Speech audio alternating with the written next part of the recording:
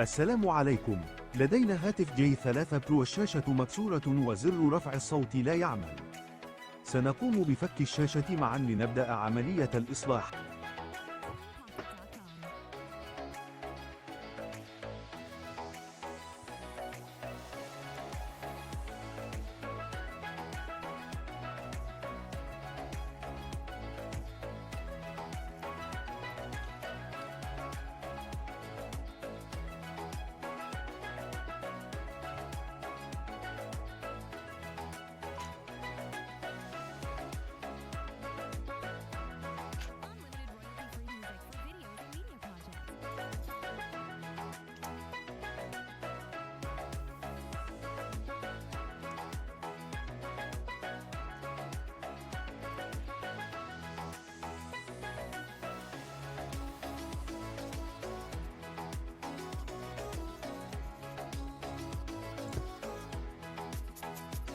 بعد فك الشاشة نقوم بفك الهاتف لاستبدال زر رفع الصوت.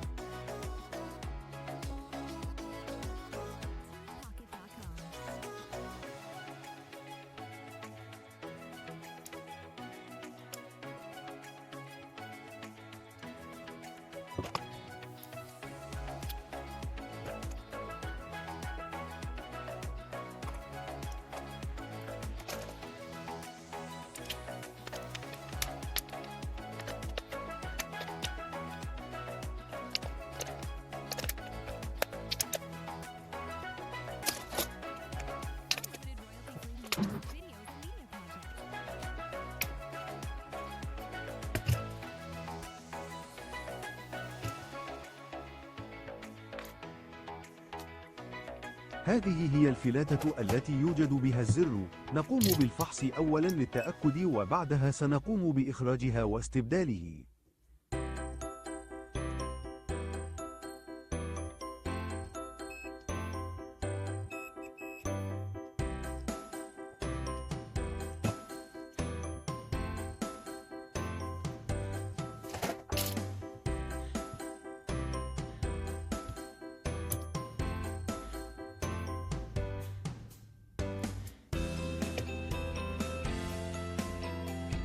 تم التأكد من تلف الزر.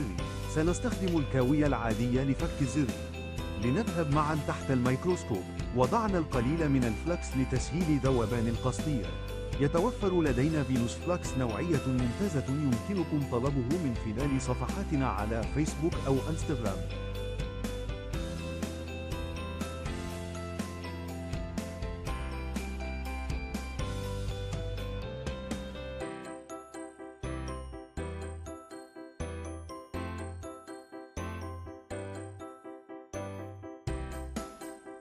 نقوم الآن بوضع القليل من الفلكس وتركيب زر جديد.